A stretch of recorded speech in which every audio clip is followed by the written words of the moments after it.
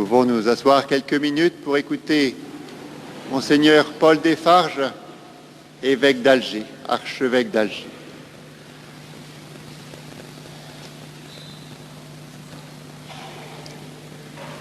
Merci de m'écouter encore quelques minutes. J'ai la joie de vous partager ce que j'ai partagé tout à l'heure avec nos frères prêtres et diacres et leurs épouses. Deux petites choses pour ne pas être trop long.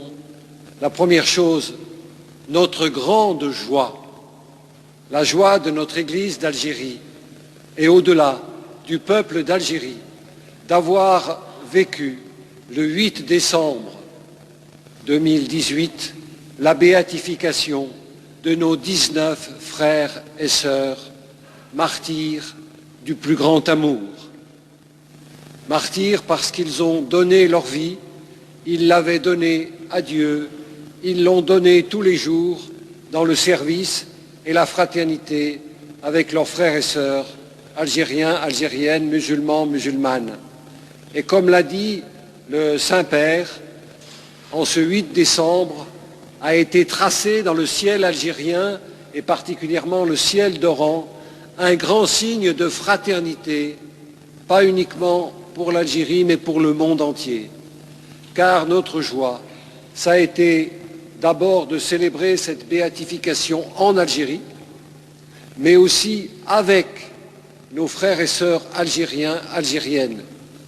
Depuis le départ, et on a bien senti que la Providence nous a guidés durant toute cette préparation, jusqu'à nous amener à célébrer cette célébration à Oran, en Algérie, et nous sentons bien que nous ne pouvions pas célébrer cette béatification entre chrétiens, car nos frères et sœurs, nos 19 frères et sœurs bienheureux, sont morts, ont donné leur vie au milieu de milliers d'Algériens et d'Algériennes qui, pendant cette décennie noire, ont eux aussi donné leur vie en fidélité à Dieu, à leur foi, à leur conscience, à leur amour de leur pays.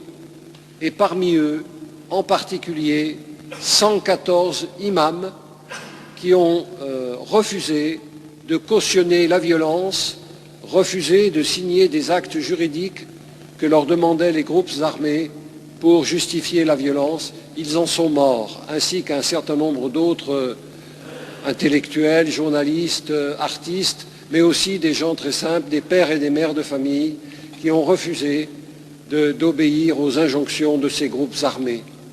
Et c'était une grande joie que nous puissions, en même temps que nous honorions nos bienheureux, nous les fêtions, nous les accueillions dans la joie, nous puissions aussi nous souvenir, faire mémoire de ces hommes et de ces femmes algériens, musulmans, musulmanes, qui avaient aussi donné leur vie. Et parmi eux, peut-être connaissez-vous la pièce Pierre et Mohamed, Pierre, l'évêque Pierre Claverie, puisque c'est la cause de Monseigneur Pierre Claverie et de ses compagnons martyrs, et Mohamed qui était son jeune ami, avec lequel ils avaient des relations de service aussi, et ce jeune ami est mort en même temps que l'évêque Pierre, au moment où il rentrait de l'aéroport, une bombe a explosé en arrivant à l'évêché, et ils sont morts tous les deux ensemble. Et sur ce jeune Mohamed, on a découvert un petit carnet sur lequel il avait écrit « Je sais que, en restant proche de cet évêque, je prends des risques, mais pour un évêque comme cela, pour la parole qu'il donne tous les jours, au risque de sa vie, ça vaut la peine de risquer la sienne. » Et il en est mort. Et Pierre Claverie, l'évêque Pierre Claverie, avait dit « Pour un garçon comme Mohamed, ça vaut la peine de rester. » Et sur l'icône de la béatification, vous avez bien sûr les 19 frères et sœurs martyrs, mais aussi la figure de Mohamed. Et ainsi, cette béatification, et moi je l'ai vraiment reçue comme cela, dans une grande joie, comme une icône de ce qu'est, de ce que veut être notre Église d'Algérie, une Église de la fraternité, de l'amitié, avec et pour tout un peuple. Voilà la première chose que je voulais vous faire partager.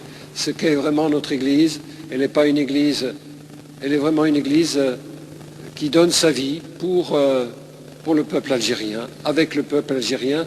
Et nous sommes heureux de voir que sur ce chemin de la fraternité, de l'amitié, beaucoup d'Algériens, d'Algériennes, musulmans et musulmanes sont avec nous et nous rejoignent et parfois nous précèdent sur ce chemin-là.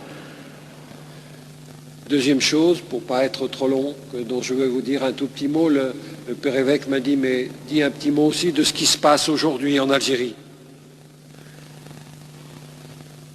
Parfois on nous dit, mais qu'est-ce que fait l'Église d'Algérie dans ce moment délicat que vit le peuple algérien? Ben, je dis l'Église d'Algérie, elle est l'Église d'Algérie avec son peuple, et nous sommes donc avec notre peuple d'Algérie, et nous avons été émus et touchés, comme tous les Algériens, lorsque le 22 février, le vendredi 22 février, sans que nous nous y attendions, s'est levé comme un sursaut. Tout un peuple, et en particulier une belle jeunesse, s'est levé pour dire non, on ne veut plus de continuer de la même façon, on veut un renouvellement du personnel politique, et d'abord que le 5e mandat du président ne soit pas renouvelé. Et ce qui est admirable depuis ce 22 février, tous les vendredis, les marches qui ont lieu sont faites de façon pacifique, dans la paix. Et vraiment, c'est voulu. Je suis vraiment ému de cette belle jeunesse algérienne qui donne un beau signe de maturité, qui revendique, qui le dit sans violence, non-violence, silmia, silmia, dans la paix, c'est marqué, ils l'écrivent, ils le dessinent, et jusqu'à présent, ils sont fidèles. Et je me rappelle en particulier de ce vendredi 8 mars, jour de la femme, il y avait dans les rues d'Alger beaucoup de familles, ça continue d'ailleurs, avec les enfants. Et les enfants allaient embrasser les CRS et les policiers, et les femmes donnaient des roses et des fleurs aussi aux policiers. Et vous voyez, c'est ce climat, je crois, de non-violence qui a permis que le peuple franchisse ce premier pas